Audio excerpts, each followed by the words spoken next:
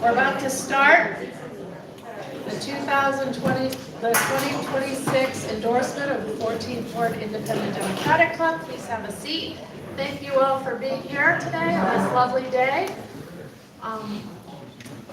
We have an interesting show set up. Before we start, I'm just going to, a few housekeeping things for anyone here watching.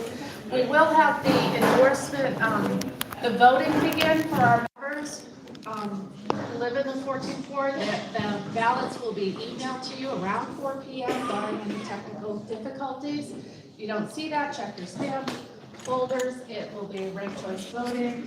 And just so everybody knows that won't be available until 4 p.m. until after we have the endorsement meeting.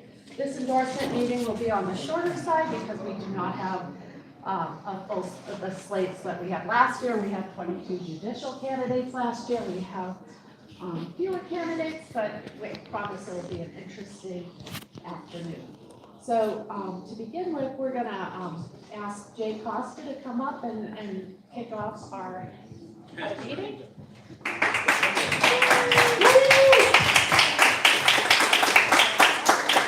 Thank you, Lynn. Well, I think it's still morning. Good morning, everyone.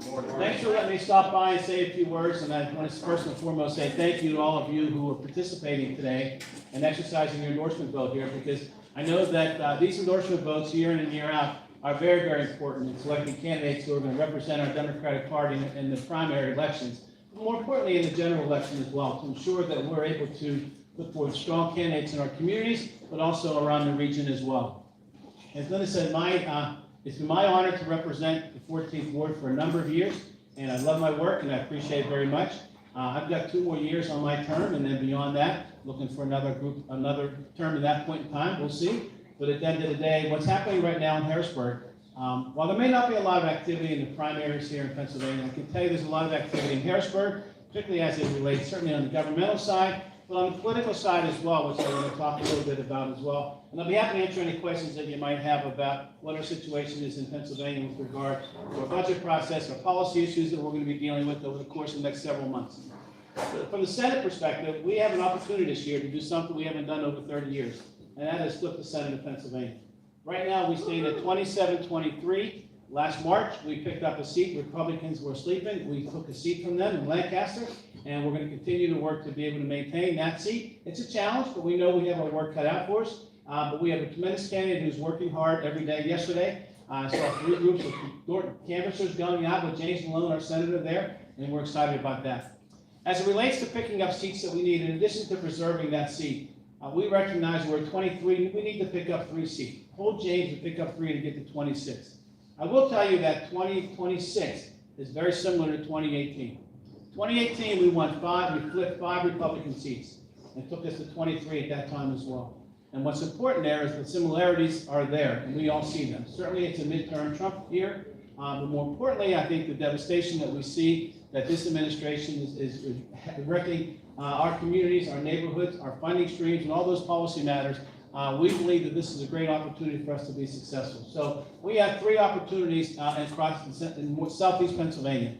First and foremost is the Bucks County seat, fully contained in Bucks County, which we think we have a tremendous opportunity. All the seats I'm going to mention to you are all within 2 to 3 points in terms of Democratic performance.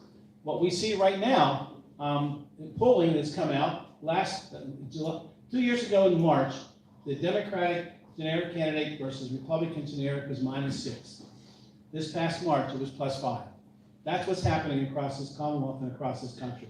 And that's why we have excitement. When I say to you these seats are within 3 or 4 points of one another, that's where we have an opportunity, coupled with great candidates. So we have a seat in Bucks County, which is District 6. District 24 is another seat that we're working on. That is in Montgomery County and Berks County. And our 3rd seat that we're working on is up in Monroe area, Monroe and Lancaster, Monroe and Lackawanna is the 40th district, which is a 51 to 49 district.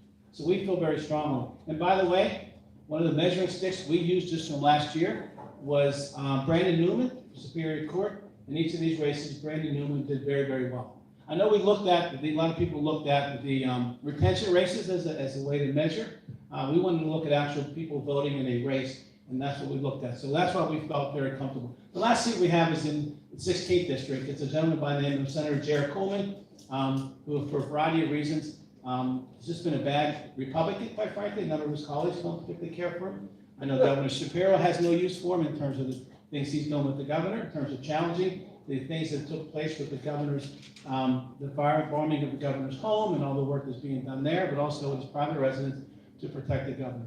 So those are the 4 races that we're working on, we think, and then holding James Malone in Lancaster 36. We think we have an opportunity to get to 26. If we end up at 25, we still are able to get the majority because Lieutenant Governor Austin Davis would be a tiebreaker in that situation in our chamber, which would give us the functional majority. So 25-25, we know we have work to do to pass bills, but we also know that a lot of the bills that have come over from the House, 200-300 bills have come over from the House. I can tell you that they are bills that we know once we put them on the floor, Republicans will vote for them going forward. So we're excited about where things are at. What are we going to address when we get there? There are a number of things, Lord willing, we get there that we'll talk about. But some of them are coinciding with what the governor's proposed this year. Governor's, just very, very briefly, we've been having a number of meetings with the governor, and actually 5-party meetings, which I think was really something that occurred in October, November last year that sort of broke the logjam. We advocated for it, and we got folks to do it, and we got them in the room, and when you sit across from the table from one another, we're able to work out these differences. So that's where things were at. But right now in Harrisburg, going back to the governmental side, we are in the middle of our budget process. We're starting now. As I mentioned, there have been 5-party negotiations. There are a lot of things the governor recommended in his budget address. When we had the first meeting, we decided as a group that what I described as low-hanging policy stuff that we needed to work on. So that's all being worked on as we speak right now. Hopefully then when we get to a point in time in May or June, we'll be able to move those things forward. Beyond that, though, I can't tell you that, I know we had a long protracted process last year. I don't anticipate that happening this year. My expectation is that we will be likely be done after June 30th, because I don't think Republicans are going to let the governor get a budget done on time. So they'll wait a couple of days afterwards to say that the governor didn't get a budget done on time. My expectation is the first week of July we should be done. Because I think there's no interest, quite frankly, in wanting to keep folks in Harrisburg when we have 203 House seats up and when we have 25 state Senate seats, especially when Senate Republicans are very much concerned about maintaining their majority control. There are a number of issues that are impacting folks locally. I was just talking to some folks about transit just moments ago. That to me is a high priority. That is our highest priority, quite frankly, in our caucus right now.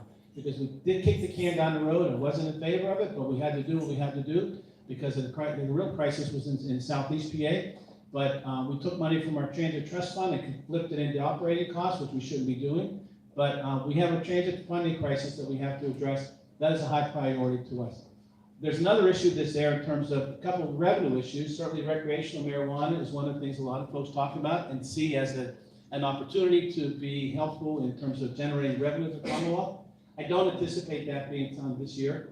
I think there's a reluctance to want to be able to do that, at least before the primary, which we're only weeks away. So we'll see how that plays out. But beyond that, another thing is revenue stream that the governor proposed is something called skill games, games of skill. You may see these things, they're not slot machines. They are not, well, we believe they are technically slot machines in my personal view, but nevertheless, they are not deemed to be slot machines, at least at the moment by the courts. There's a desire to regulate and also subject to the same taxes that we apply to slot machines in casinos and also the VGT machines that you see in these truck stops. At the end of the day, that's a revenue stream. My point has been, and the reluctance for us to be able to support some measure along those lines is, we're not going to vote for a skill game tax or regulation until we do transit. That is what we put on the table. That's what we're clear about. And as long as they don't want to deal with the revenue stream, and we have revenue streams to be able to do that. Republicans want to put all the revenue stream from the skill games into the general fund, which I can live with. But provided we go do what the governor proposed with regard to transit funding, which would generate almost $300 million annually, and also do the same thing along those lines for transportation, roads, and bridges. Just very briefly, the financial situation we have in our Commonwealth is not great. We probably we're looking at maybe a $4 to $5 billion hole we have to fill, gap, I would say.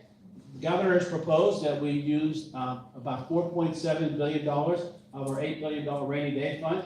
We did have another $8 billion in surplus, but we sort of winded that down the last couple of years, and we'll do the remaining piece this year. So in terms of our surplus that we have outside the rainy day fund, that will be gone.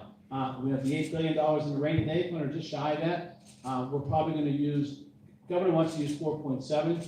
Republicans don't want to use that much.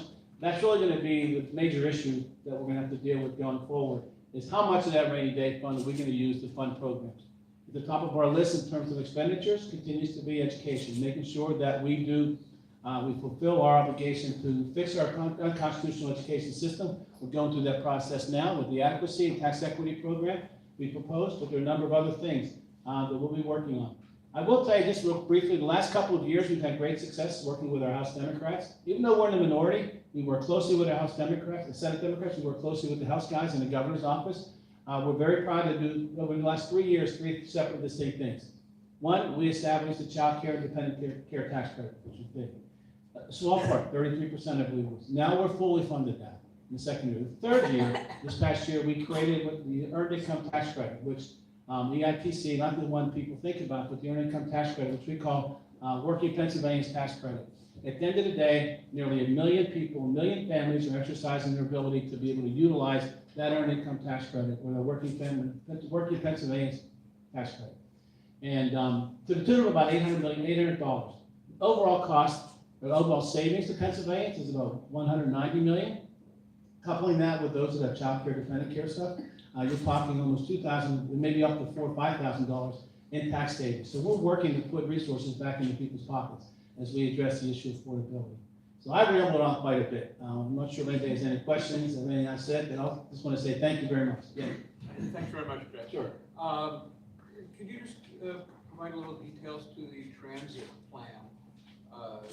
Specifically, what kind of changes do we expect to see in Allegheny County?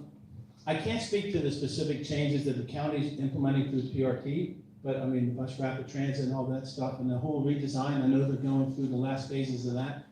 We are engaged in meetings and they report to us what they're doing. What I can tell you though in Harrisburg on the funding side is that although the governor led with a number of about $300 million the last couple of years. And to me, that's not quite enough. We need more than that, quite frankly. But that's the number we've been working off of and trying to do what we can to get to that number and have a commensurate amount for roads and bridges. So that's the way we're going to get transit done. We need to couple the two together. They've always been coupled and they will continue to be coupled going forward because our Republican colleagues simply don't see the desire or need of transit in their districts. They need roads and they need bridges fixed, et cetera. So what the governor's proposed is that right now, part of the transit funding comes from the sales tax. I believe it's 4.6% of the sales tax comes and dedicated to transit.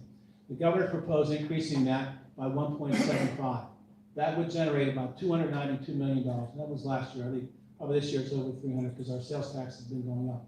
But that would be how they would choose to do it, which I would agree with. And by the way, that measure, as well as a couple of other measures tied into that relating to reforms in terms of how we hold SEPTA and PRT and other transit agencies accountable, has passed 3 or 4 times in the House.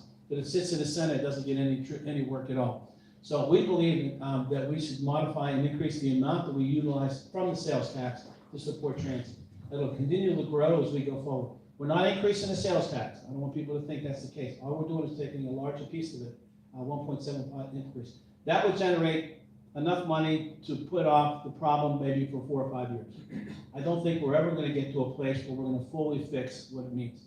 If we get $300 million, Port Authority would get, I think, about a little over $40 million. Now, they've said that their need over the course of years is $100 million a year.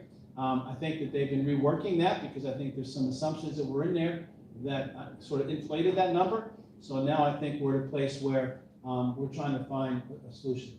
A number of other things have been proposed to fund transit and transportation. One was the car rental tax, increasing the car rental tax statewide, implementing a ride share percentage, I think 1% statewide car rental or ride share program. And there's one other one I can't think of. Oh, car leases, I think. Now, one of the ideas that I'm in favor of, I think if we're not able to do it the way I just described or any of those other ones, I think a package fee is something we should seriously consider. It was one of the revenue options that Governor Wolf's revenue team put together when they made recommendations. I think that's something that could be reasonably done, and it goes both toward transportation and transit. What is a package? Package fee whenever Amazon sends you a package you pay 50 cents per package, or you pay 50 cents per delivery, whatever we end up structuring. It's a way, because quite frankly, those folks aren't participating in helping address our system, our infrastructure. So in any event, that's one revenue stream that I believe makes sense. We're not going to go raise the tax on that gas anymore. We can't, right? We can't continue to keep hitting people with fees. We don't have enough capacity to do that, in my view. So I think that's an option that's not. Listen, it's not, but at the end of the day, we have to find a new revenue stream to support transit funding and roads and bridges. Ricky? Is one of the main reasons why transit keeps on going up is because of the legacy, because the majority of the money that goes into transit goes to the legacy and not to operations. Yeah, I mean, they have a significant legacy cost that they have to deal with, but I think going forward, I think they've sort of mitigated against that, and so as long as they have retirees that are still alive, collecting, et cetera, and paying for those legacy costs, again, over time that diminishes, and then if you have a new system in place, we did that with the county in terms of retirees, and it just takes time to work your way through that, but there's no question that that's one of the major reasons. The costs are going up everywhere, fuel costs. I mean, look at diesel costs right now. I think I was riding down, my wife and I were going past the gas, it was $5.50 or something for diesel costs, and regular gas was $4.07. Yes. I have a question, and it has to do with the elections coming up. Yeah. What is the state doing to protect our ballots so that somebody from some other organization can come in and subpoena and take our ballots after the fact? And then secondly, what is the state doing to keep ICE away from our voting areas? Let me start with the second question, because you're asking questions that my members ask me all the time, and I coordinate regular meetings with Secretary Schmidt, who lays all this out for us and tells us. They are coordinating to make sure that ICE isn't going to be there as best they can. They have limitations of what they can do. I know the state police are not working with them. Other local jurisdictions are doing the same thing, but the Department of State is cognizant and have provided election directors the opportunity and ability, to my understanding, to know what to do if that does occur. Second thing, with regard to protecting our ballots after the fact, we have a very safe and secure election system here in Pennsylvania. And unfortunately, we get tarnished with people making allegations or claims that are simply inappropriate. The last one we had was in 2020, when a couple of my colleagues went to Arizona and tried to do something with our local Fulton County, made allegations, made claims, did things where they end up giving away the information. And quite frankly, those county commissioners did it without authority, and they were charged criminally. Bottom line is, Secretary Schmidt is telling us he's taking steps to be able to protect that and fighting in court. The president came out with this executive order dealing with mail-in ballots or whatever. We had a call on this just recently, and the governor, as you may know, has signed as part of a lawsuit to stop that from being implemented, and filed whatever they filed, an injunction to prevent that from being put into place. So I believe that Secretary Schmidt is well aware of those type of things. That's not going to stop people from trying to do these things. My colleagues, on one of my committees was the intergovernmental operations. You may remember a couple of years ago, this is in 2021, that Doug Mastriano, senator, and along with a couple others, subpoenaed 7 million records. I apologize. I just have to interrupt you real quick. I'm sorry. No, it's my fault. Okay, cool. Thanks, Rick. That's all right. That way everybody on YouTube can hear you. That's good. Thank you very much. I'm not sure they want to, but that's okay. Yeah. Any event, the subpoena 7 million records, and we took it to court. I mean, the caucus leader, I made a decision, we're going to challenge this in court.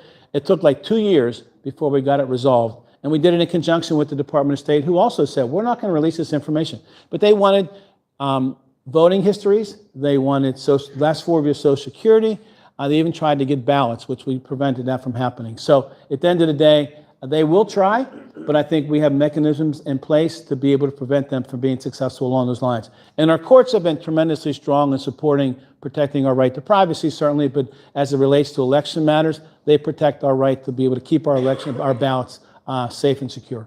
So do I need to ask the county then, if somebody comes in and wants to subpoena the ballots from Allegheny County, right? And they just seem to come into these other states and other counties and just scoop them up and walk out with them. Well, I don't think the county will allow that to happen. They should not.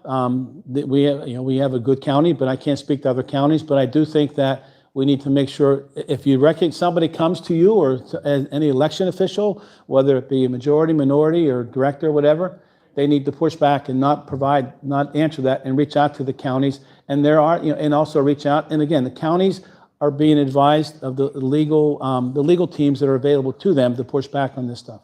So, Thank you. yeah, I mean, one of the things that Secretary Schmidt has been excellent about is security with regard to ballots, with security with regard to elections, and he's been outstanding. And even in 2020, when he was, by the way, he was a Republican director of Philadelphia's election department.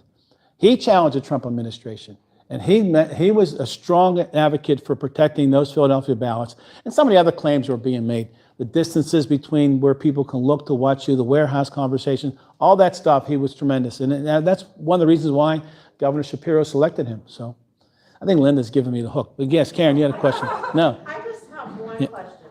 How are we going to message? I mean, how are you going to coordinate? I mean, there's great anger because of income inequality, right?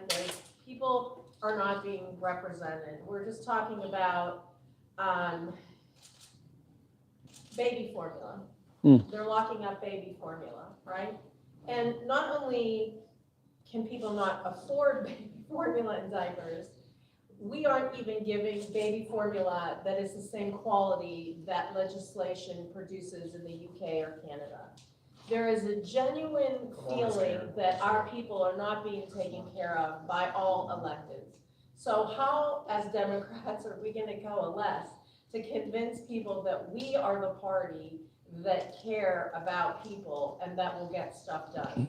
So I will start by saying that the working relationship that I see and have seen the last half dozen of years or so, House Democrats, Senate Democrats working with the Democratic administration, not only here in Harris, Pennsylvania, but also to the extent in Washington as well, when we had the opportunity to do so. We are working well together and messaging on a singular message that we need to protect people's ability to be able to maintain their rights. Partly as a high, right now it's about, reproductive rights, it's about human rights, it's about voting rights, labor rights, you name it. We are coalescing around those issues well, I think, and we're going to continue to be able to do that. Right now, affordability is a buzzword. I understand that, but it impacts people's lives. That's why I mentioned to you some of the things that we've just done the last couple of years are really putting money in people's pockets. These are the type of things that we have to be able to do. The tax credit program, 1 million people accessing $190 million is nothing to sneeze at. When you layer that on top of the earned income tax credit, the child dependent care tax credit we did, these are real measurable things. We have more that we have to do, and our collective messaging for this election is going to build upon what we've done, talk about what we need to do, particularly as it relates to the things I just talked about. But more importantly right now, talk about that in Pennsylvania, we can't get a lot of the things done we want to get done because we have a Senate Republican caucus that blocks this stuff. And that's our goal, and that's going to be the message. These are things that are important to you, you need to flip the Senate and you need to vote for Democrats along those lines. Because we need to carry that message for you too. Yep, and we need to. The coordinated campaign is very strong, and I would tell you here in Southwest PA with Chris DeLuzio's race in particular, and the races in the western part of the county are very, very important. We're not going to win a Beaver County race right now, but in the western part of Allegheny and the part of which Chris represents, we have Senator Lindsey Williams is running in that space. I don't think she'll be challenged much, but she has a race. That's going to benefit us. But in the southeastern part of the state, in northeast, the areas I told you about, Bucks, Montgomery, Berks, Northampton, Lehigh, and up into Lackawanna and Monroe, that is prime working together coordinated campaign effort, because those are the 3 congressional seats that we lost a couple of years ago, or 4 we lost, I think.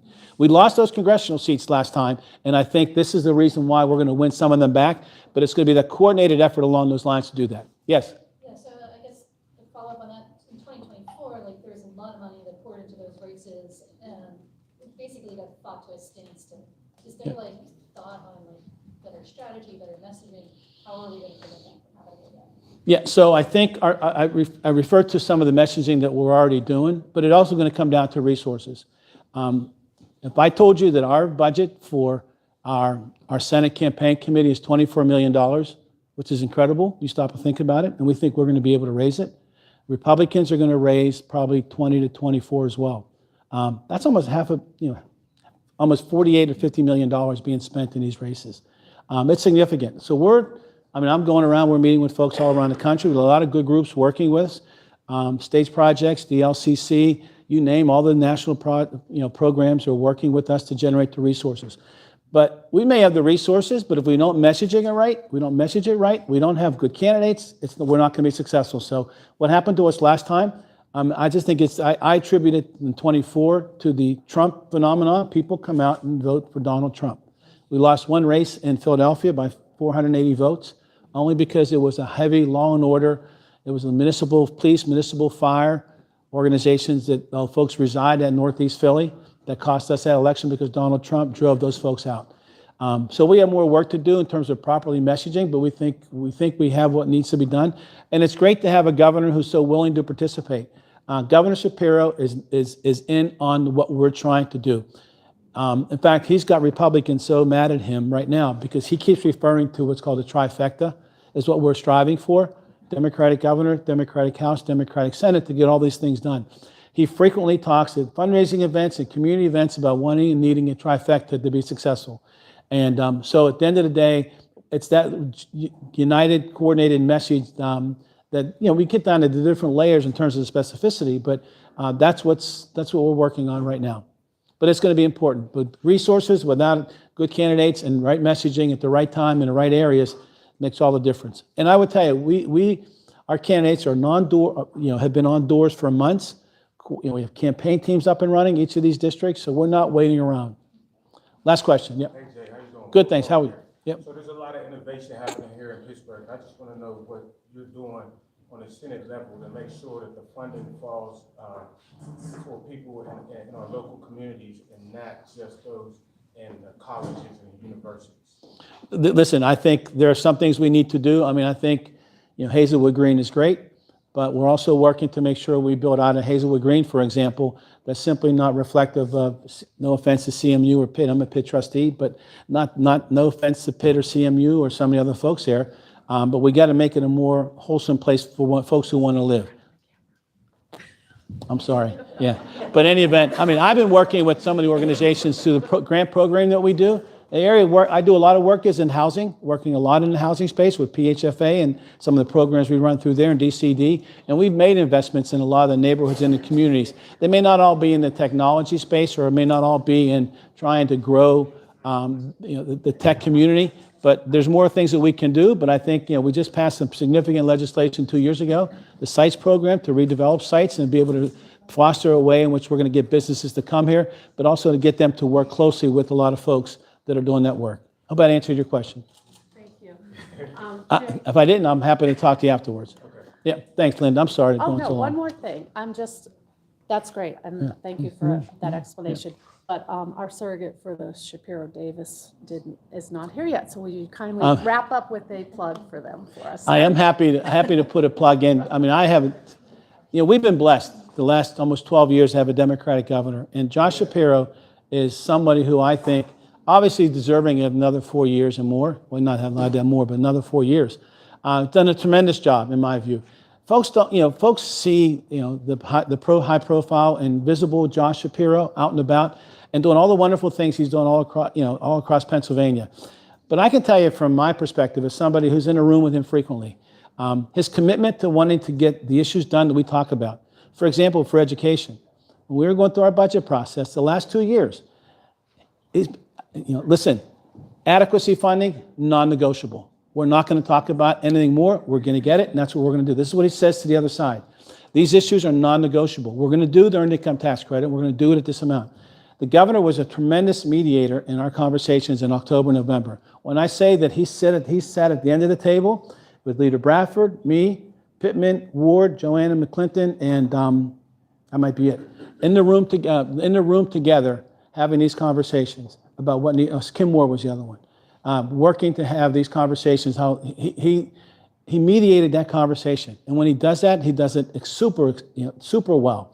But he's also so articulate and so knowledgeable about our budget and the goals he wants to achieve for our Commonwealth. They come from the heart. You can just tell. So I know that he's going to be tremendous. And our Lieutenant Governor, who I see every day, we're in the Senate, similarly does a tremendous job. Very knowledgeable about the issues, particularly as it relates to supporting the governor and the governor's initiatives that we talk about.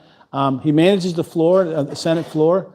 With that, it's impeccable in terms of what he does. And the respect that he has from colleagues on both sides of the aisle is very impressive. So I can't tell you much more about the two of them together. It's a great team. I'm encouraging Pennsylvanians to support them, but I want you to know that he's also supporting us as well. And I think that's what's important. That's important. All right, thank you. Thank you so I don't mean to go on much, so Jay. long. Thank you. Thanks. Oh, you got it? That was great. Thank you. I'm just going to be brief. No worries. Okay. I don't see Dan Frankel here, and he was slated next to speak, so if he shows up later, I will work him in. But our state rep, Abigail Salisbury, is here to say hello, and she's also running for re-election, so big hand for her. Hi. Can I come on? Yep. Perfect, thank you. Thanks. Thank you for joining us. Hello. Good afternoon, I should say. How long am I supposed to talk? Well, you can have However long? 5 minutes. I don't even Or have yield the to. floor and then do some. I feel like I don't have to even say anything because Jay Costa answered everyone's questions about the state government. Hi, my name is Abigail Salisbury. I am wearing a hat and I hope I am not fragrant. The water went out in Swissvale earlier today, so was not able to take a shower. So please do excuse my beautiful hair today. So basically, I'm running for re-election. This would be my 3rd term. I came in February of 23 in the special election. And my goals are essentially to continue doing the same type of work that I've been doing. One thing that I'm looking forward to this year is that this will be the 4th year of the Nonprofit Symposium. And the Nonprofit Symposium has now gotten so big. We had 250 people come last year representing organizations from all over Allegheny County to spend all day learning about how to be the best possible nonprofit professionals that they can be. And these are primarily small organizations, many of which are volunteer run. They do not have access to lawyers, to accountants, to a lot of professional consultants, grant writers. So we bring in people to teach them how to maximize their fundraising, how to maximize their social media outreach, so that they don't feel that they are working hard but shouting into the void. I aim to provide them with an entire day full of as much information as possible. Before I was a state rep, I was a nonprofit attorney. I guess I still am, but I don't so much have time to really do that too much anymore these days. So I try to make sure that as chair of the state nonprofit caucus, I'm helping people as much as possible to get that information out. So I will give you very exciting breaking news, which is we are about to announce, but I'll tell you now if you promise not to tell anybody. So we're about to announce that we are moving the symposium from Wilkins Township at the Bricklayers Union, where we've had it the past 3 years. This year it's going to be in October. It'll be in the Monroeville Convention Center. So the Convention Center has been kind enough to give us the facility for free so that we'll be able to have many more people, because we have completely maxed out the parking of the Bricklayers, the parking of the Croatian Union next door, and we were running a 12-person shuttle up and down to the parking lot that's down by Applebee's over there in Wilkins Township. So I think it was time to upgrade the venue. So I'm very grateful for that. So we can fit up to 500 people in the new space that they're giving us. So I'm really hopeful that we'll be able to serve even more folks, and we're trying to start advertising about that earlier. So come October, I hope to see any of you there who might be interested and who do work with nonprofits. The other big thing that I've been pushing is intermunicipal cooperation and what I call grant equity. When I came into office in 23, I asked to get all of the grant information. Now I'm talking about municipal grant awards, not nonprofit grant awards. But I asked to get all of the grant information for the previous 14 years. And that means 2 different redistrictings. So this means you could have had any one of like 6 or 7 different people as your state rep during that time. But I wanted to see, of the 13 municipalities in the district, was my suspicion correct, which is that the wealthiest municipalities get the most grant money and the lowest income municipalities get the least grant money. And unfortunately, that guess was validated. And I saw that depending on which municipality you lived in, you either got $162 spent on you per person or $762 spent on you per person by the state in grant awards to your municipality. So, we have areas in the district where median household income is $129,000, but we also have places where it's $29,000 or $22,000. So I wanted to make sure that we were leveling that playing field. So I did an annual meeting of all the different electeds. There's over 100 elected officials in the district. We usually get about 50 of them together, and we've been working really hard developing efforts and trainings with them and with their borough managers, township personnel, the finance directors, and their grant writers, if they have them, to try to maximize return for those municipalities. So I am really proud to say that, and I just got the study back from the state, and so the 3 years that I've been in office so far, the municipalities in District 34 have gotten the exact same amount of money in the past 3 years as they had gotten in the prior 14. So I feel like that measure has been fairly successful.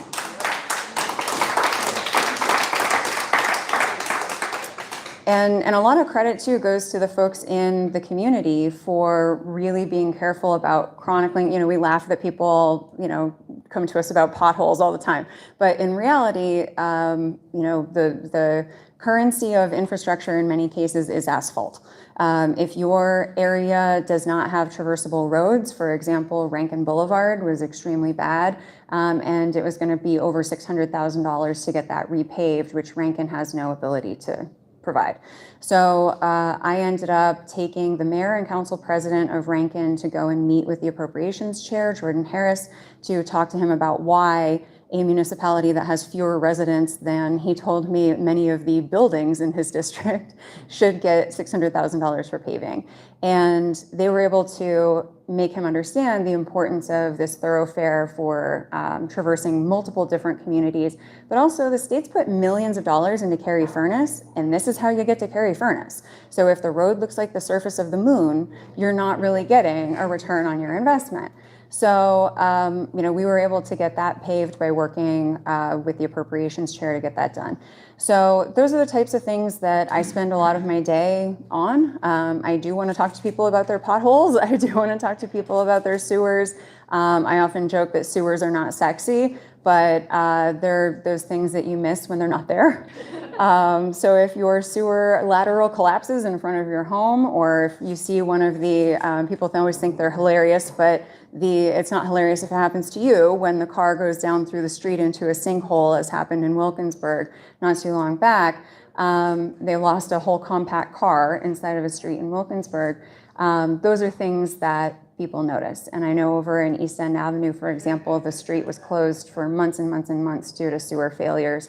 And they had to have people actually pull deer from Frick Park out of the holes that they had fallen into on multiple occasions, and have cops guard the area so kids didn't fall in when they were trick-or-treating in the dark for Halloween. So, it sort of sounds silly to say that potholes are a priority, but they're in many cases the beginning of a sinkhole, of a sewer lateral failure, of a water line failure, as we had this morning in Swissvale on my street. And my car did go through the street one time a few years ago. Unfortunately, just one tire, not the whole thing. But so that's a lot of what I want to focus on. I may not have a ton of more information to give you about the state because Jay did my job for me. But if anybody has questions, I'm happy to answer them. If you have information about asphalt that you would like, for example. Yeah. Do you have a date yet for the nonprofit meeting in October? I do. Let me check so I don't lie to you, because I have it in my brain and I want to make sure that I don't tell you the wrong date. So hang on, wait for it. October 15th. Thank you. Sure.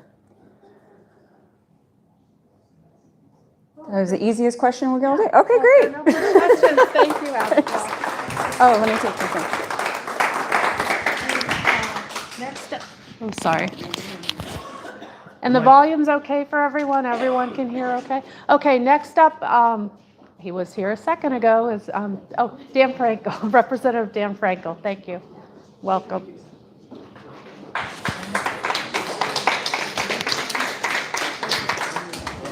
Just got a mic real quick, so I hear you on YouTube. Thanks. You can take 5, you can take 10. Oh. Lucy. Good afternoon, everybody. It's great to be with all of you, and so appreciate all the support I've had from the 14th Ward Independent Club over the years. I'm running for re-election for my 15th term, and I'm energized and looking forward to it. And I think one of the things, if you listen to Abigail Salisbury just now, and talking about the things that she's doing and she's accomplished at the local level, at the state level, you get an understanding of why state government is so important, and why that in spite of the chaos that we see out of Washington, that there is still hope to get some things done in Harrisburg. And I know you probably heard from Jay, who I didn't get a chance to listen to earlier, but you know, while we are functioning in Harrisburg, it's still very difficult with divided government to get things across the finish line. My role as the majority chair of the Health Committee has been something that I've waited for a very long time. To have the opportunity in the majority to be able to set the agenda and to give you an idea about what the difference is from 3 years ago when I was the minority chairman of the Health Committee. The Health Committee agenda was basically abortion ban after abortion ban after abortion ban, attacks on the University of Pittsburgh for doing fetal tissue research. It was about anti-vax legislation in the middle of COVID. It was about, you know, magic medicine generally, beyond anti-vax stuff, like legitimizing treatments like ivermectin and other things for the treatment of COVID. And it was, you know, an agenda that we just had to fight back upon. But since then, we've been able to advance an agenda that I think is going to create an environment where Pennsylvania can address some of the really latent issues that have been troubling us for a very long time with respect to access to health care and cost of health care and the outcomes that we see. And that, again, we're facing a very difficult environment from Washington. As we look at the coming year, where the House Resolution 1, Senate Bill 1, with all the Medicaid cuts that we're looking at, the work requirements, we have our work cut out for us to be able to fill the gaps that are going to be created when tens of thousands of people are going to be thrown off of the Medicaid rolls and have obstacles placed in front of them to be able to re-enroll. So now, folks who are on Medicaid, particularly the expansion population, as you know, under Obamacare, we added 700,000 Pennsylvanians to the Medicaid rolls who are low income but didn't meet the threshold. So this is the expansion population that is basically the legislation, the big beautiful bill, was aimed at basically taking those people back off the rolls. We have still the opportunity to be able to help them to do that. So we're working at the Health Committee to be able to create a more robust support group to be able to make sure that people have every opportunity to go through all those basic obstacles that are being placed in front of them. Whether it's work requirements, whether it's recertifications every 6 months, they're going to be much more difficult to do. And I've been meeting with different stakeholders that want to be able to help us do that. For instance, our healthcare systems. I've got different challenges with our healthcare systems and our MCOs, managed care organizations, but they need to make sure that these folks, as many people as possible, stay on the rolls because it's important in terms of public health. It's also important because of their finances. We're working with FQHCs, and you know, we have an incredible FQHC here in Squirrel Hill, and we're going to make sure. What's an FQHC? Please define the term. Federal Qualified Health Organization. Thank you. So in Squirrel Hill, if you go down on Brownsville Road, you know, where the beer distributor is, there's an FQHC. They provide health care to people that don't have insurance, may not even have Medicaid, and may not even have a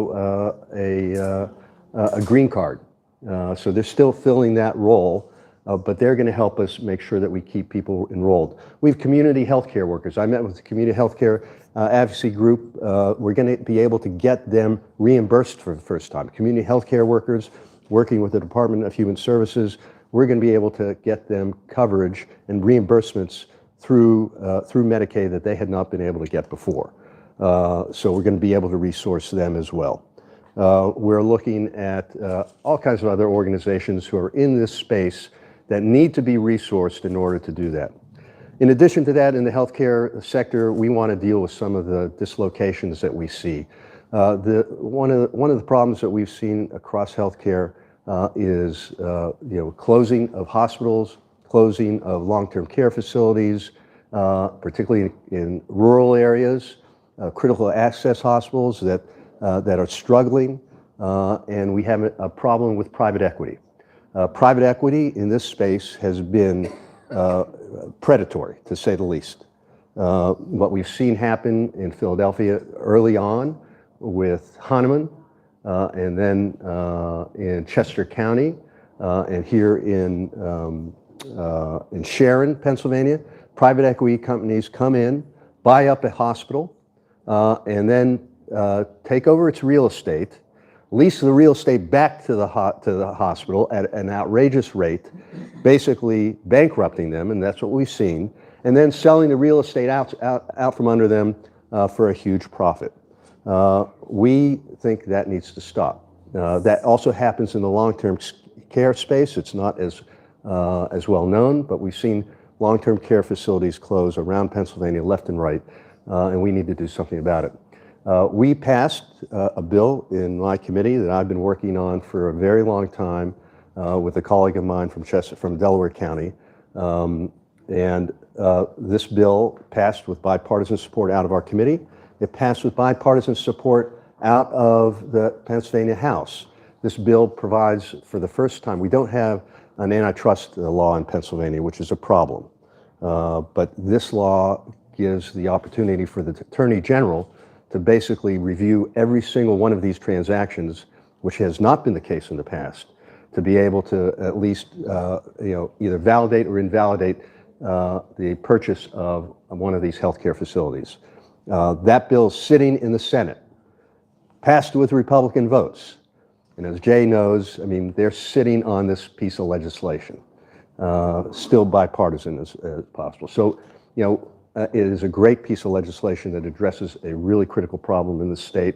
The governor has been very aggressive in advocating for it as well. He understands this issue, and it becomes more and more problematic as we see the effects of what's coming from Washington as well, because our healthcare facilities are going to be swamped. Emergency rooms are going to be swamped by people who don't have insurance. Just wait till the next time you may have insurance or Medicare. Next time you need to go to the emergency room, once this takes place, it's going to be a complete chaotic environment because everybody's going to be getting their primary care in these emergency rooms. So we need to be able to address that. The other issues we've been addressing in the Health Committee, we passed a bill that I was the co-prime on that finally legalizes adult use cannabis in the state.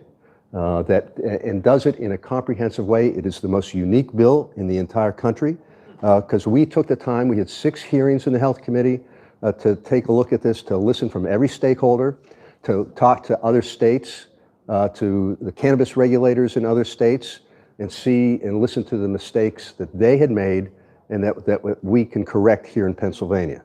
And our priorities in terms of legalizing adult use were criminal justice reform, to make sure that those communities who had been most adversely impacted by the criminal justice system are restored, that we have folks that have their records cleared, that people that are imprisoned on cannabis convictions are freed, that we address that issue. The other issue that we want to make sure is that we have a public health aspect to this, because what we've seen in other states is that cannabis is not the cannabis that, for those of us who are my contemporaries, it's not the cannabis of my high school and college years. It's a very different product today. And the idea that that doesn't have health consequences and is not addictive is not true. And it needs to be regulated. The products need to be tested, and we need to know who's buying the product. So today, for all intents and purposes, we have adult use cannabis everywhere. And just walk up Murray and Forbes, and you can see at least a dozen vape stores advertising no medical marijuana card needed here. And they're selling products that aren't tested, aren't vetted. We have no idea who's buying it, and it needs to be regulated. And you still have the traditional illicit marketplace that's out there. So my colleagues in the House, my Republican colleagues who participate in these hearings, are genuinely skeptical, don't like the idea. But as I point out to them, I said, you may not like it, but it's there. And it's going to stay there in an unregulated place. So if you care about public health and public safety, this needs to get done. In addition to the public health aspect to it, you also have the issue of trying to create economic opportunities, particularly for the communities that were most adversely impacted by cannabis. Particularly in black and brown communities, giving folks an opportunity to benefit from legalization. This has been a topic in every state that we've seen across the country, but the fact of the matter is that in most of these states, they have completely failed at it because the big weed companies have basically written the legislation in other states and created an environment where they are going to consolidate and have consolidated both the growing, the production, and the distribution of legal cannabis. We don't want to see that in Pennsylvania. We want to give the opportunity for Pennsylvania farmers, for communities that had, I said, adversely impacted by this, to have the opportunity to have a place in this sphere, so they can have, so they can be growers, they can be processors, they can be people that transport and package and do those sorts of things and reserve those things, because in every other state that says that they're going to do this, big weed has come in and consolidated the whole thing. And big weed is no friend to public health. It's no friend to basically doing, creating an environment for small business. So that's another thing. And finally, the fact of the matter is, as Jay probably talked to you about the state budget, and our Republican colleagues who say, we don't have enough money, to do X, Y, and Z. The fact of the matter is, if we legalized adult use the way our bill, it was House Bill 1200, does it, we would create $750 million a year in revenue for the state. And that is revenue that's discretionary. So when the $51 billion budget, the vast majority of that money is not really anything you can, it's for public education, it's for healthcare, for Medicaid, our share of Medicaid, so the amount of money that's discretionary is very limited. So $750 million of money, new revenue, creates an opportunity to do a lot more in Pennsylvania. That tied in with the idea, and I'm sure Jay talked about this, regulating skill games. And skill games, another issue that the Senate Republicans refused to deal with. In Illinois legalized and regulated skill games. It created a $1.1 billion worth of revenue for the state of Illinois. Again, discretionary money that's available to us. And by the way, just walk up Forbes and Murray and look at those vape stores. They have a skill game sign in their window as well. So these folks are, basically operating illicit, businesses, in my view, and are basically scamming the state of Pennsylvania and taxpayers because we aren't having the benefit of it. And my Republican colleagues need to get to work, and we need to figure out how to elect a majority in the state Senate to stop this nonsense of not getting anything done at all. So, anyway, so you told me I could go on and on. Yeah. No. Sorry. But yeah, this isn't your grandfather's marijuana anymore. I love that. All right, there are other things to talk about, but For Representative Frankel, yes, you can briefly have a few questions. okay. And then I have a 1 o'clock one. I'm going to start. Yes. This is not exactly a question. I want to thank you for getting past the Family Care Act in the House. That's paid family leave, folks. States around us have it. Many states across the country have it. We should have paid family leave. And by the way, all of the senators and representatives in the state have paid family leave. We pay for that. we should have it also. Yeah. Workers in Pennsylvania should have it Yeah, also. that's exactly right. So that's great. And kind of on the same topic, I mean, and Jay probably also talked about this, one of the great successes we had in this last budget was to create a low-income tax credit for folks that we've been trying to get done for years that mirrors what the federal government does. And that was a great success for the governor who advocated for that and that we were able to get across the finish line in our negotiation this last budget. She has a question back. Hey, Dan. Yes. Is there any effort to go after some of these Poly Market and Calshi? The amount of corruption in the Trump administration with them playing these markets with insider information, I think Democrats getting on the record at a state level saying that none of you or your family or any legislators in the state of Pennsylvania are going to be able to bet on these markets.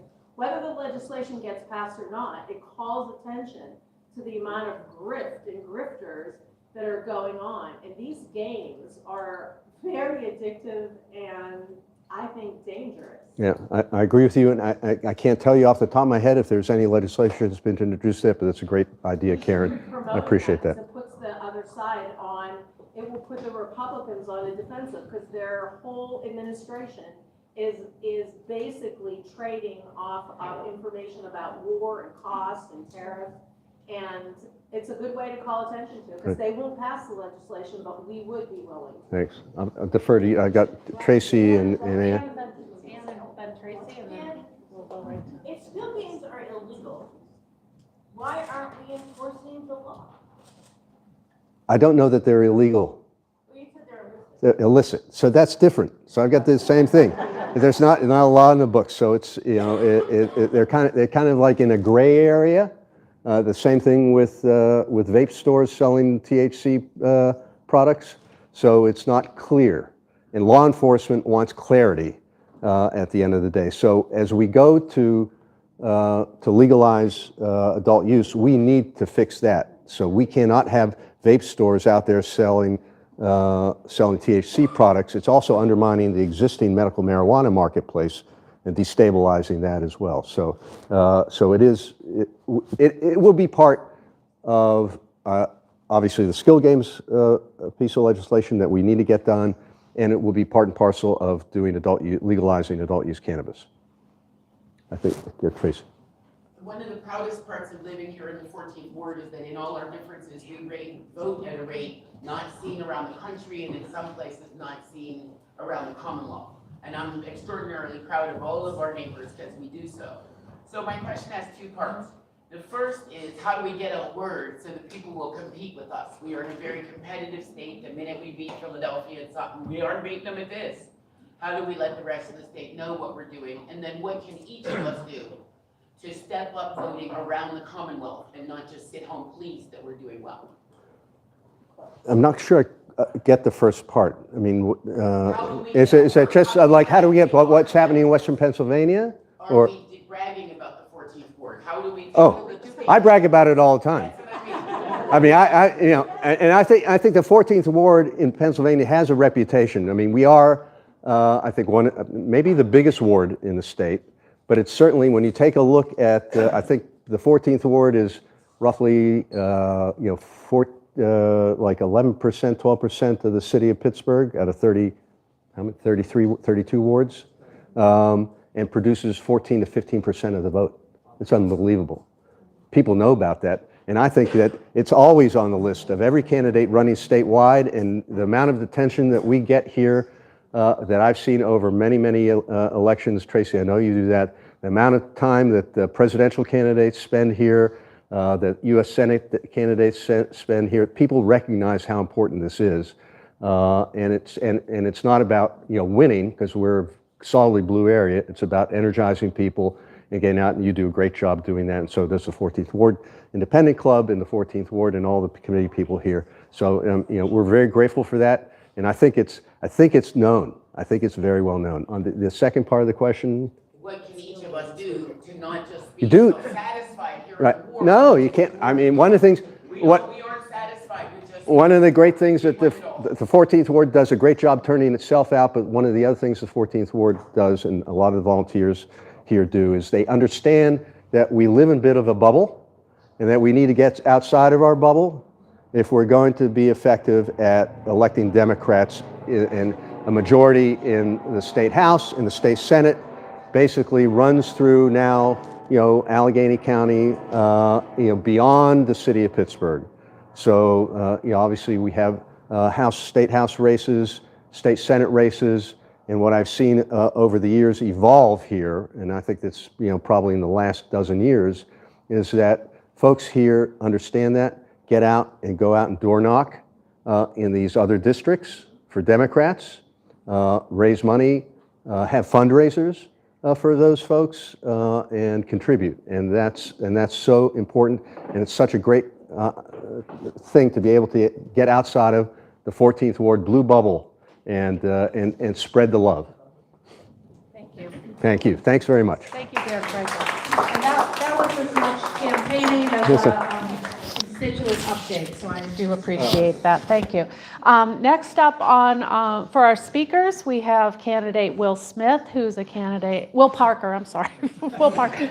I'm like trying to memorize everyone's name because I don't have my cheat sheet. You're a candidate for District 12, congressional candidate, so if you'd come up and you can have a few words, we're going to switch the mic. So it's going to go for 10 minutes, but if you need less, that's fine, we'll take questions. All right, thank you. Thank you for everybody coming out. Right in the middle? Yes. All right. Thank you everyone for coming out. Thank the 14th Ward for having me. I've been coming to this event for a couple of years now. I'm excited. Who's excited to vote? Okay. Who's excited to donate? I just want everybody to know that I left the megaphone at home. There's no worries. But so I want to let everyone know I'm from the North Side, born and raised. I'm running for Congress. I believe that the people of the 12th District are being taken for granted right now, and that's the reason why I'm running. I'm gonna basically sum this up since I don't see Summer here. I'm here, she's not. I'm campaigning, she's not. I collected over 500 petition signatures to get on the ballot. She didn't collect one. There's a sharp contrast here between me and Summer Lee. I'm about delivering real resources, and she's about delivering unresponsible rhetoric. I want to deliver for District 12. That's what I want to do. And I understand that people have different agendas. People want this, people want that. I'm here to listen to the people and take their agendas back to Washington, D.C. and fight for them and fight for their rights. One of the recent things that I worked on was helping an individual named B. Marshall with Pittsburgh draft badges. We all know. Oh, and shout out, it's 412 Day. Happy 412 Day to everyone. So the Pittsburgh draft is coming here to Pittsburgh. It's a great opportunity. It's going to have a huge economic impact. And that's what I do. I stand up for economic justice. I stand on business. But there was an issue he was having with the city and the NFL about letting vendors attend this NFL draft. So, we contacted the mayor's office, and we were able to sit down at the table and work out an agreement. Now we have a location on the north side over at Allegheny Commons Park West. So I invite everyone out to come and enjoy themselves and patronize with our local beautiful businesses and our vendors. It's going to be a great time. Another thing I want to do when I get to Washington, D.C. is bring back funding for a state-of-the-art roller skating rink over in Hazelwood Green. When I'm out canvassing all the time, the people tell me that their number one concern is there's not enough recreational spaces for the youth. So that's one of the first projects that I'm going to work on, is bringing back money for our district. Now, I understand this is all about partnerships, and that's what I want to do. I want to work with people within my party, and I want to work across the aisle to deliver for our district. I can get loud, but I'm not going to Congress to be the loudest. I'm going to Congress to be the proudest of the work that we, the people, put in together and deliver for the district. That's what I want to do. one of my great sayings is, want more for others, even if you don't want much for yourself. And my thing is, we can't be complacent at a time right now. I live in District 12. Summer Lee technically lives in District 17. She can't even sign her own petition. It wouldn't count. So we can't be so complacent to just keep allowing people to get in these offices and they're not even showing up for the people. They're not even here. You know, I've heard people give Summer Lee excuses and say things like she's a congresswoman. She doesn't have to show up. Well, guess what? If she doesn't show up for this, don't expect her to show up for anything else. And I need y'all to understand that, how important showing up attendance is, especially in your district. People gotta feel you. They need to understand that you're here, that you are responsive. And that's what I am. I'm here. I am here for the people. I've ran multiple races and I haven't given up, like the Steelers. We keep going at it year after year. Even though we may not win the Super Bowl, you gotta keep getting in the game. A lot of candidates I see, they run for these political offices. When they don't win, they disappear. I'm still here. I'm still here for the people and I'm not going anywhere. But my main agenda today is to listen to the voters. I want to hear from you all. That's what I want to hear from. I want to hear from you all. So if you have any questions, shoot them at me.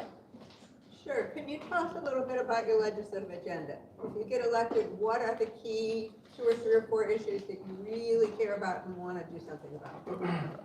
Number one, voting rights. I want to stand up for HR 14, the John Lewis bill, and make sure that we get that passed. That's important. It starts there with the right to vote. Another thing I want to do is I want to make sure that we have funding for different programs and different districts need different things like infrastructure funding, funding for public transit. You know, I want to make sure that we're economically sound, that we have opportunities and economic security here in this district. Any other question? So, like I said, if you're excited as I am on May the 19th, I need you to show up at the voting poll. We cannot continue to be complacent. I'm here. That's one thing you could say about Will Parker. He shows up, and I listen to the people. And I will always do that in Washington, D.C. and in District 12. Thank you for having me. God bless. Thank you, Will.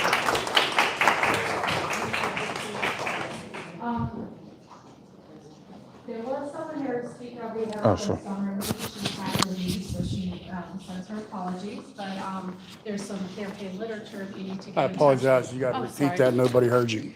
Okay. There was someone here to speak on behalf for Summer Lee. She had to leave. She did leave some campaign literature, and you can also reach out through their campaign website if you have any questions specific to her.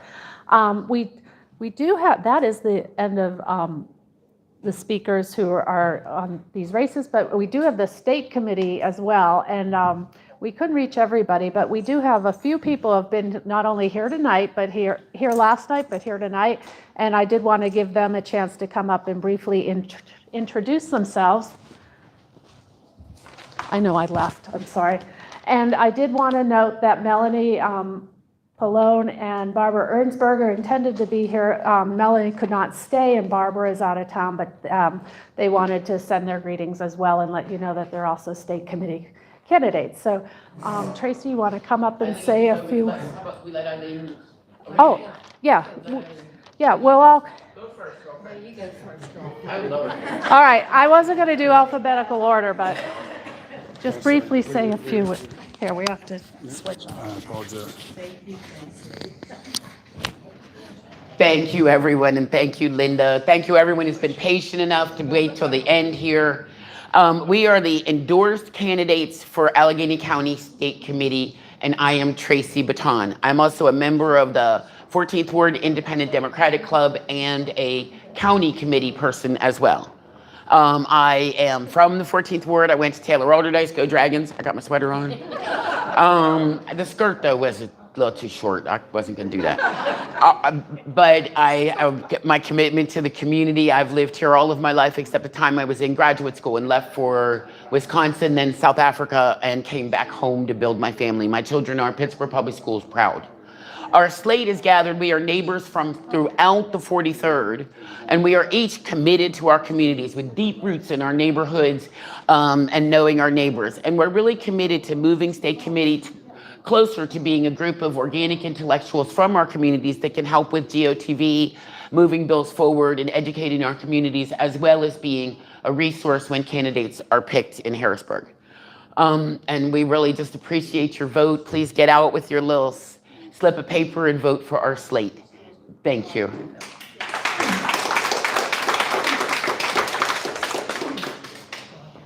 That's it? That is enough. It's my microphone. I don't have to hold it for a long time. Thank you. Yes. Can you clarify exactly the role of the state committee? I mean, last time when people were signing, there was confusion about state committee versus county committee. Could you clarify what the roles and responsibilities are of each? Actually, it's the same as yourself as a committee woman, but we do it on a state level. So we do go support the good Democratic candidates. We go door knocking, we support them in any way that we can. It's exactly the same thing except your county and we are state. So your responsibility is for the entire state? Well, in Pittsburgh. Yeah, we are the slate for the 43rd. 43rd. But, so that's under Jay Costa. Right. So that's why you're in the 43rd. The 43rd is almost all of Pittsburgh from downtown to the end of Penn Hills and Verona. Right. On a raggedy map. It's the triangle. Now you can picture it, right? And as the slate for the 43rd, one of the things we do when we meet at state committee meetings is have conversations about what elected officials would be the most effective elected officials for the 43rd. So we will be part of conversations about who should run for offices around the state, just like you would as a county committee person, as well as, and the part that I want state committee to do more is more of the GOTV part, because like both jobs are supposed to include both. State committee is a lot more of the picking candidates part. Eileen does, I'm going to say truthful stuff, she's more diplomatic than me. But the state committee is a lot more of the picking candidates part, and the county committee is a lot more of the GOTV part. And both of them should be more of each other. County Sure. committee person should speak up more about who should be in those offices in the first place. And state committee people should get up and out, and we plan to, for door knocking and GOTV in our communities. But they do both, it's just with different Yeah. emphasis. And we also endorse state candidates also. And both are unpaid offices that cost you real money. Yeah. For state committee, you have to go to a hotel and travel across the state multiple times. We are all volunteers and pay for a dinner that's a fundraiser. I don't even understand that. And if you're a good county committee person, as you know, you're copying and knocking doors and things as well. But state committee is more expensive because it involves travel. Then do you have meetings with other district Yeah. representatives? So We have countywide meetings. Yeah. First of all, so there's a Pennsylvania slate for the State. whole, and then we have meetings with everyone for the state 4 times. Really, now it's 3 times a year, isn't it? 3 times a year, and not during Pride anymore. 3 times a year around the state, and we travel to those. Sorry, Eileen. That's okay. Thank you, Tracy.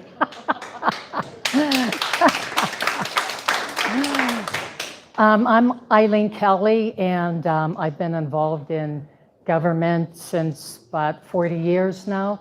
I started out as a committee person in the 4th Ward, and I worked up to being in my local officer in the 4th Ward. And from there, I went on to be the vice chair of the city committee. And then I ran for the city chair, and I won that. And then I went on to the Allegheny County Democratic chair. And also, at the same time, I was state committee member. So I put and I helped a lot of elected officials that are current elected officials. I support them in every way that I can. And I can say, I know some of you are new faces, but I wanted to say that I live in the 14th Ward, and I'm also a member of the Independent Democratic Club. So I'm a grandmother too, and a 3-year-old and a 18-month-year-old.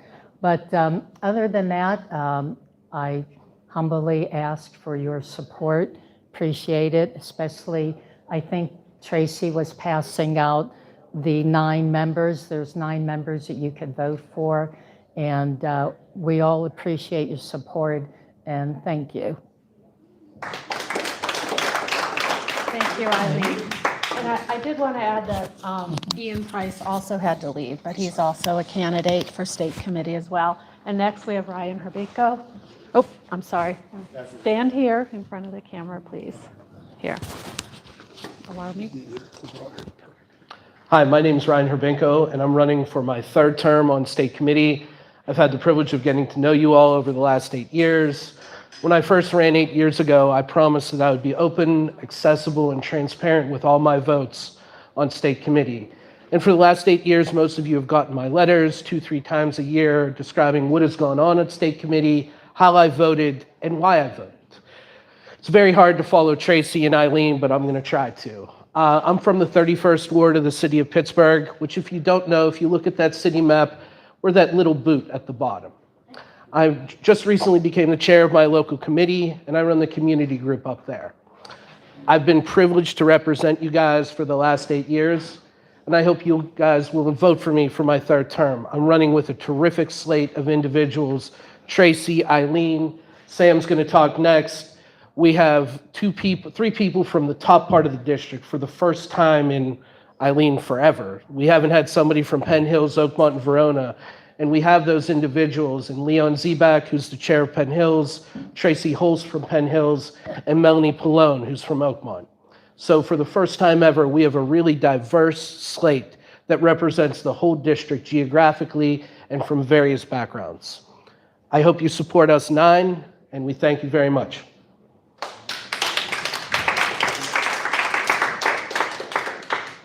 Hold on.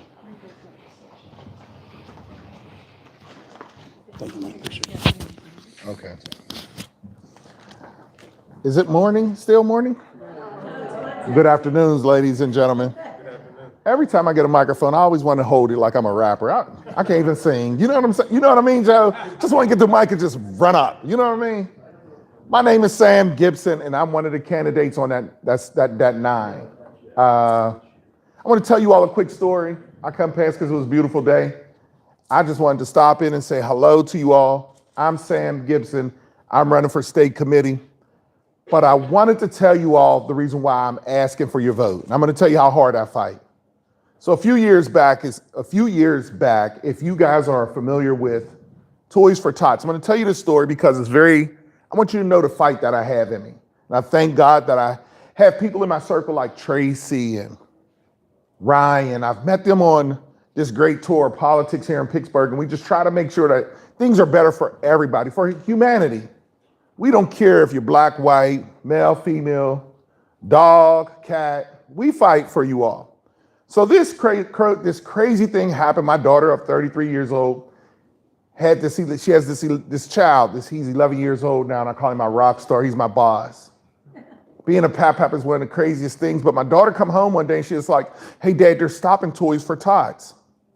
I'm busy as hell, you all. I don't have nothing on my plate because I'm fighting so hard every day, running a nonprofit, making sure the community has what it is. We trying to feed people, clothe the homeless, make sure we educate for the after-school program that we just started up. I'm going to tell you guys, I put out a phone call, an email, about 20 emails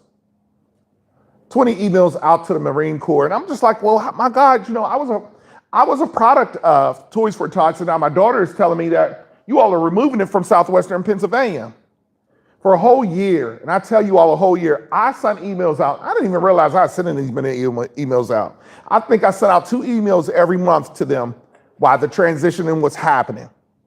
And then the man got on the telephone who runs Toys for Tots and was like, look here, man, quit calling us, quit sending us these emails because this is crazy.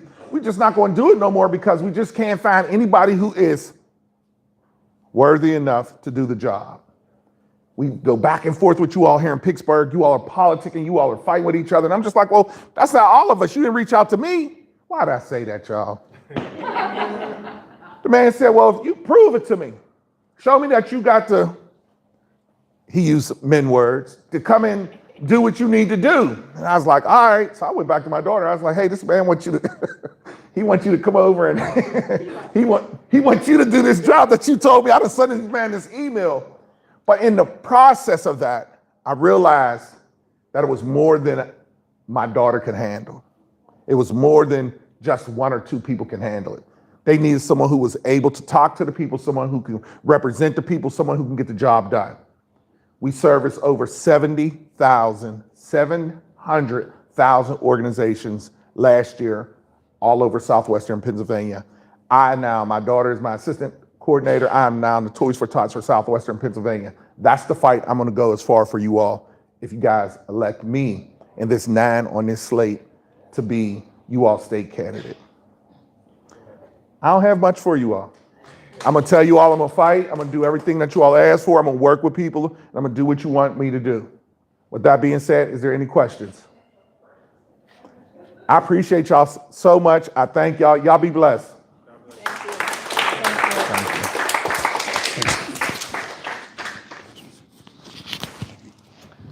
Well, here we are. That concludes our program for today.